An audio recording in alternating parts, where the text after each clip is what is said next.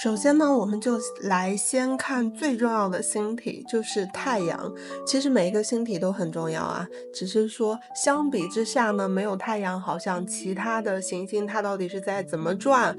它的运行速度这些都很难去界定。所以太阳呢，是我们第一个学习的星体。那么太阳呢，首先它是一颗阳性行星，这个大家应该不会陌生吧？包括太阳这个行星，它在塔罗牌里面对应的就是19号牌太阳牌，所以你们可以把19号牌太阳牌的一些特质去和占星里面的太阳这颗星体的一些星性去结合起来。比如说它有哪些，比如说乐观啊、发光啊、积极啊、被人所看到啊。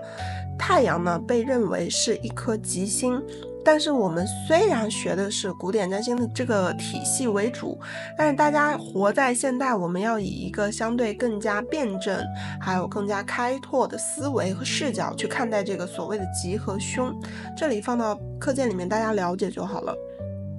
好，太阳它是一颗日间行星，它的运行速度呢，大家应该比较熟悉吧？它就是一年的时间走完12个星座，所以算下来每个星座大概是停留1个月。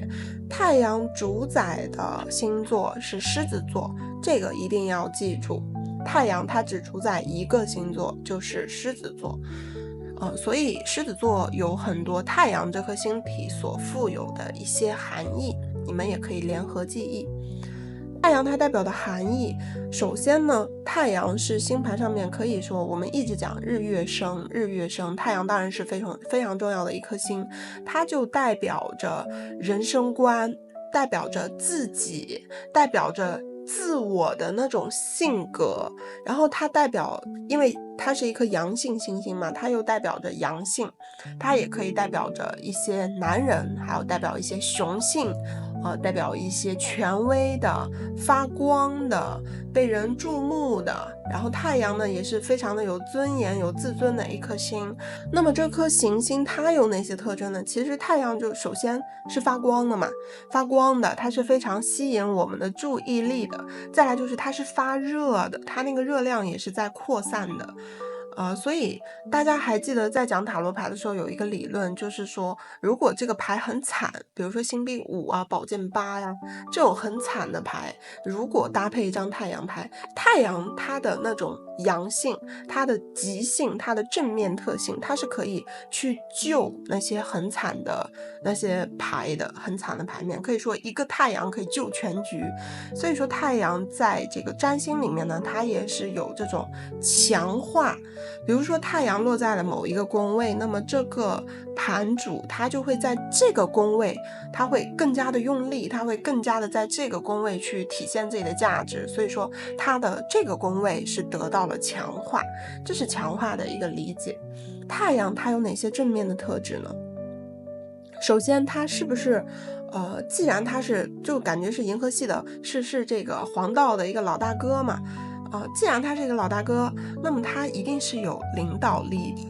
既然太阳牌可以救一些不好的牌，那么太阳一定是大方的、慷慨的，对吧？热情的，他是愿意帮助别人的，所以他又发光又发热，他就名声好啊。所以说一些什么社会名人啊，或者是看这个命主他容易在哪个领域发光发热，在哪个领域做出一些名声，我们也是看太阳所落座的宫位。再来呢，太阳这颗星体它当然是很有热情，很有勇气，然后也会很自尊，很尊贵。那么我们结合这些正面的特质，大家觉得既然一个人有他正面的特质，他也一定会相对应的有一些可能不好的点，或者是他正面的特质发挥的过度啦，或者是没有发挥好啊，他可能会有哪些负面的特质呢？首先，既然太阳这么尊贵，这么得体，这么喜欢帮助别人，是不是他很容易骄傲？既然太阳顾及名声，那他很容易虚荣。再来就是可能会觉得，我行你不行，你们都要听我的，所以他会有他傲慢的那一个部分。所以你们发现吗？所谓的正面特质和负面特质，它无非就是